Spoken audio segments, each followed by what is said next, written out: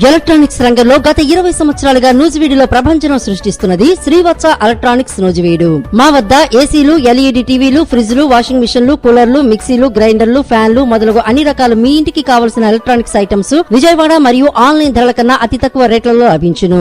Airtel, DTH, Airtel, Jio, air fibre net authorised dealer. అన్ని కంపెనీల టీవీలకు, ఏసీలకు రిమోట్లు లభించును. సులభ వాయిదాల పద్ధతిలో ఈఎంఐ సౌకర్యం కలదు. విచ్చేయండి శ్రీవత్స ఎలక్ట్రానిక్స్, పొట్టి శ్రీరాములు బొమ్మ సెంటర్, మెయిన్ రోడ్, నూజివీడు.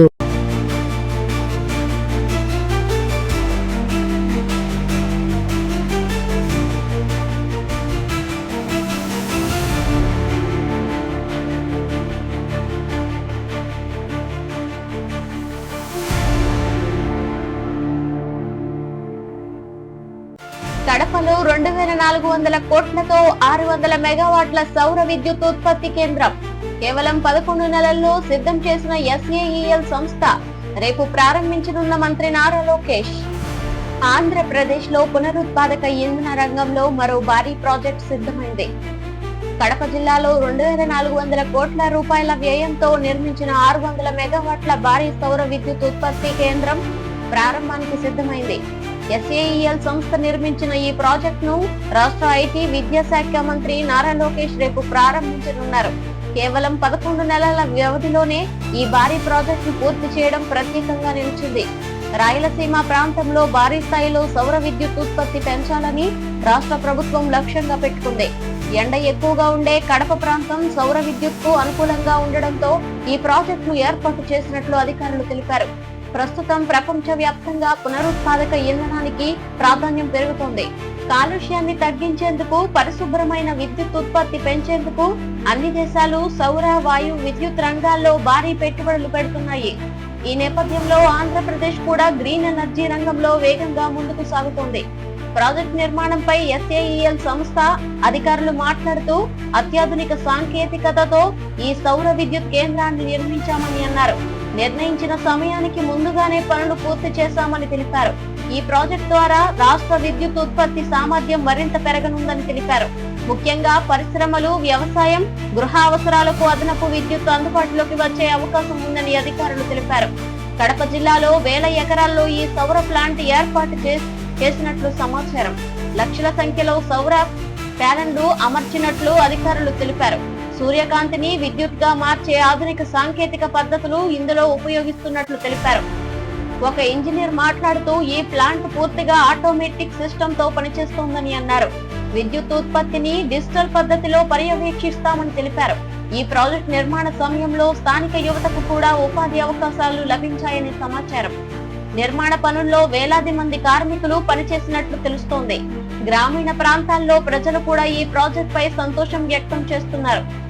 మా ప్రాంతాల్లో ఇంత పెద్ద పరిశ్రమ రావడం అభివృద్ధికి సంకేతమని పలువురు చెబుతున్నారు. సౌర విద్యుత్ ప్రాజెక్టుల వల్ల కాలుష్యం తక్కువగా ఉంటుందని నిపుణులు చెబుతున్నారు. బొగ్గు ఆధారిత విద్యుత్ కేంద్రాలతో పోలిస్తే పర్యావరణానికి మేలు జరుగుతోందని పేర్కొంటున్నారు. ఒక పర్యావరణ నిపుణుడు మాట్లాడుతూ గ్రీన్ ఎనర్జీ భవిష్యత్తుకు చాలా అవసరమని తెలిపారు. ఇలాంటి ప్రాజెక్టులు పెరగాలని అన్నారు. ప్రస్తుతం ఆంధ్రప్రదేశ్ లో ఇప్పటికే పలు సౌర విద్యుత్ ప్రాజెక్టులు పనిచేస్తున్నాయి. అనంతపురం, కర్నూలు, కడప వంటి జిల్లాలు సౌర విద్యుత్ కేంద్రాలుగా ఎదుగుతున్నాయి. రాష్ట్ర ప్రభుత్వం పునరుత్పాదక ఇంధన రంగంలో భారీ పెట్టుబడులను ఆకర్షించేందుకు ప్రత్యేక విధానాలు అమలు చేస్తోంది. పెట్టుబడిదారులకు అనుమతులు వేగంగా ఇవ్వడం, భూమి కేటాయింపులు సులభతరం చేయడం వంటి చర్యలు తీసుకుంటున్నట్లు సమాచారం. మంత్రి నారా లోకేష్ ఈ ప్రాజెక్టు ప్రారంభోత్సవానికి హాజరు కానున్నారు. రాష్ట్రంలో పరిశ్రమలు, గ్రీన్ ఎనర్జీ రంగం అభివృద్ధిపై ప్రభుత్వం ప్రత్యేక దృష్టి పెట్టిందని ఆయన ఇప్పటికే పలుమార్లు పేర్కొన్నారు. ఒక అధికారి మాట్లాడుతూ రాష్ట్రాన్ని గ్రీన్ ఎనర్జీ హబ్ గా మార్చడమే లక్ష్యమని తెలిపారు. ఈ ప్రాజెక్ట్ ద్వారా ఉత్పత్తి అయ్యే విద్యుత్ ను రాష్ట్ర విద్యుత్ గ్రీన్ కు అనుసంధానం చేయనున్నట్లు అధికారులు తెలిపారు. దీనివల్ల విద్యుత్ సరఫరా మరింత స్థిరంగా ఉండే అవకాశం ఉందని తెలిపారు. ప్రస్తుతం విద్యుత్ అవసరాలు రోజురోజుకి పెరుగుతున్నాయి. పరిశ్రమలు, ఐటీ రంగం, వ్యవసాయం, పట్టణీకరణ పెరగడంతో విద్యుత్ వినియోగం భారీగా పెరుగుతోంది. ఈ నేపథ్యంలో సౌర విద్యుత్ కీలకంగా మారుతోంది. సౌర విద్యుత్ ప్రాజెక్టుల వల్ల నీటి వినియోగం కూడా తక్కువగా ఉంటుందని నిపుణులు చెబుతున్నారు. ముఖ్యంగా ఎండ ప్రాంతాల్లో ఇవి అనుకూలంగా ఉంటాయని పేర్కొన్నారు. ఒక రైతు మాట్లాడుతూ మా ప్రాంతంలో పరిశ్రమలు వస్తే ఉద్యోగాలు పెరుగుతాయని ఆశాభావం వ్యక్తం చేశారు. ఎస్ఏఈఎల్ సంస్థ దేశంలోని పలు రాష్ట్రాల్లో కూడా పునరుత్పాదక ఇంధన ప్రాజెక్టులు అమలు చేస్తున్నట్లు సమాచారం. ఇప్పుడు ఆంధ్రప్రదేశ్ లో భారీ ప్రాజెక్టుతో అడుగు పెట్టడం గమనార్హంగా మారింది. రాష్ట్ర ప్రభుత్వం పరిశ్రమల అభివృద్ధికి ప్రాధాన్యం ఇస్తోందని అధికారులు చెబుతున్నారు. పెట్టుబడులు పెడితే యువతకు ఉపాధి అవకాశాలు కూడా పెరుగుతాయని పేర్కొన్నారు. ఈ ప్రాజెక్టులో అత్యాధునిక సోలార్ ట్రాకింగ్ సిస్టమ్ ఉపయోగిస్తున్నట్లు సమాచారం. ఆంధ్రప్రదేశ్ ఈ లక్ష్యాల్లో కీలక పాత్ర పోషించగలదని నిపుణులు భావిస్తున్నారు. రాష్ట్రంలో సూర్యకాంతి ఎక్కువగా ఉండడం పెద్ద ప్రయోజనకరంగా మారుతోందని చెబుతున్నారు. ఒక యువకుడు మాట్లాడుతూ సౌర విద్యుత్ రంగంలో కొత్త ఉద్యోగ అవకాశాలు రావాలని ఆశాభావం వ్యక్తం చేశారు. ప్రస్తుతం సౌర ప్యానెళ్ల నిర్వహణ, డిజిటల్ మానిటరింగ్, విద్యుత్ పంపిణీ వంటి విభాగాల్లో ప్రత్యేక శిక్షణ పొందిన సిబ్బంది అవసరమని పేర్కొంది. దీంతో సాంకేతిక విద్యకు కూడా ప్రాధాన్యం పెరుగుతోంది. రాష్ట్ర ప్రభుత్వం గ్రీన్ ఎనర్జీ రంగంలో మరిన్ని ఒప్పందాలు చేసుకునే అవకాశాలు ఉందని సమాచారం. విదేశీ పెట్టుబడిదారులు కూడా ఆసక్తి చూపుతున్నట్లు తెలుస్తోంది. కడపలో నిర్మించిన ఈ ప్రాజెక్టుకు విజయవంతంగా పనిచేస్తే భవిష్యత్తులో మరిన్ని భారీ సౌర విద్యుత్ కేంద్రాలు వచ్చే అవకాశాలు ఉన్నాయని అధికారులు చెబుతున్నారు. గ్రామీణ ప్రాంతాల్లో ప్రజలు మాత్రం ఒకే అభిప్రాయం వ్యక్తం చేస్తున్నారు. మా ప్రాంతం అభివృద్ధి చెందాలి, యువతకు ఉద్యోగాలు రావాలి అని కోరుతున్నారు. రేపటి ప్రారంభోత్సవానికి భారీ ఏర్పాట్లు జరుగుతున్న సమాచారం. అధికారులు, ప్రజాప్రతినిధులు, స్థానిక ప్రజలు పెద్ద సంఖ్యలో హాజరు కానున్నట్లు తెలుస్తోంది.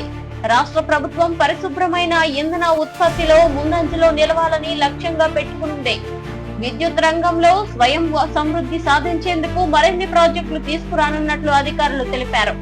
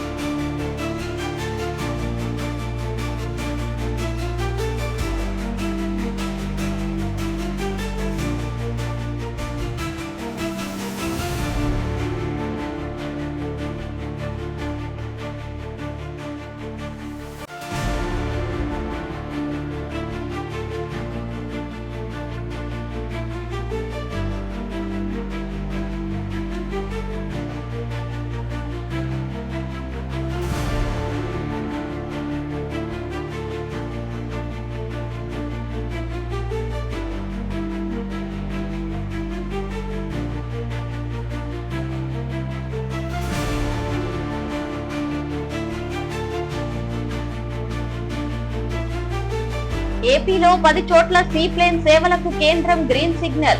మౌలిక వసతుల కోసం 200 కోట్ల కేటాయింపు. ఉడాన్ పథకం కింద నిధులు మంజూరు. ఆంధ్రప్రదేశ్ లో జల విమాన సేవలకు కేంద్ర ప్రభుత్వం గ్రీన్ సిగ్నల్ ఇచ్చింది. రాష్ట్రంలోని 10 ప్రధాన ప్రాంతాల్లో సీప్లేన్ సేవలు ప్రారంభించేందుకు కేంద్ర పౌర విమానయాన శాఖ ఆమోదం తెలిపినట్లు సమాచారం. ఈ ప్రాజెక్టు కోసం ఉడాన్ పథకం కింద సుమారు 200 కోట్ల రూపాయల నిధులు మంజూరు చేసినట్లు అధికారులు వెల్లడించారు.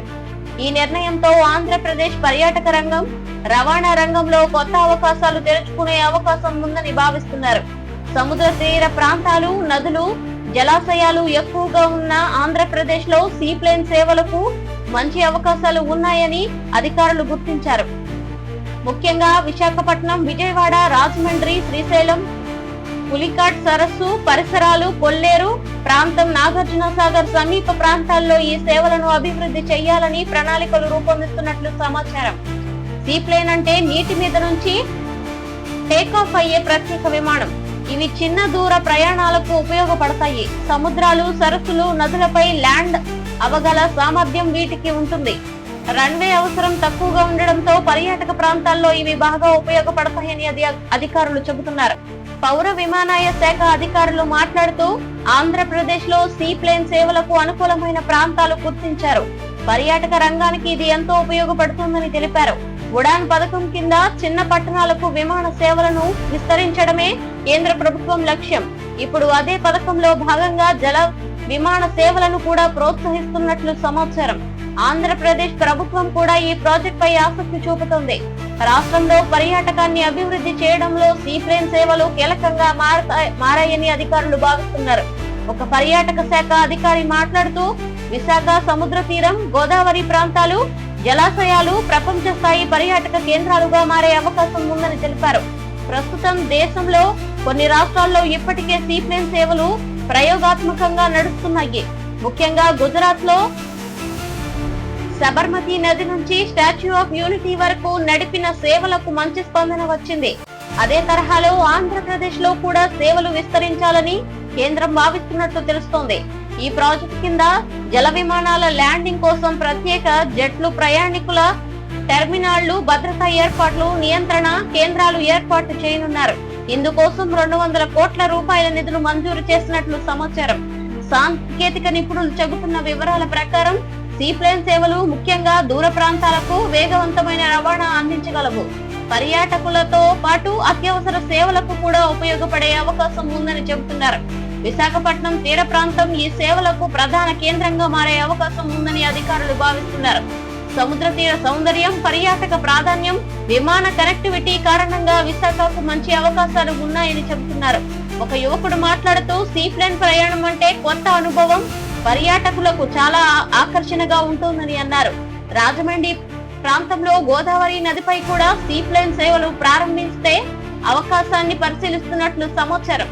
పాపికొండలు ప్రాంతానికి పర్యాటకులను వేగంగా తీసుకువెళ్లేందుకు ఇవి ఉపయోగపడవచ్చని అధికారులు భావిస్తున్నారు. ఈ ప్రాజెక్టు వల్ల స్థానిక యువతకు కూడా ఉపాధి అవకాశాలకు పెరిగే అవకాశం ఉందని సమాచారం.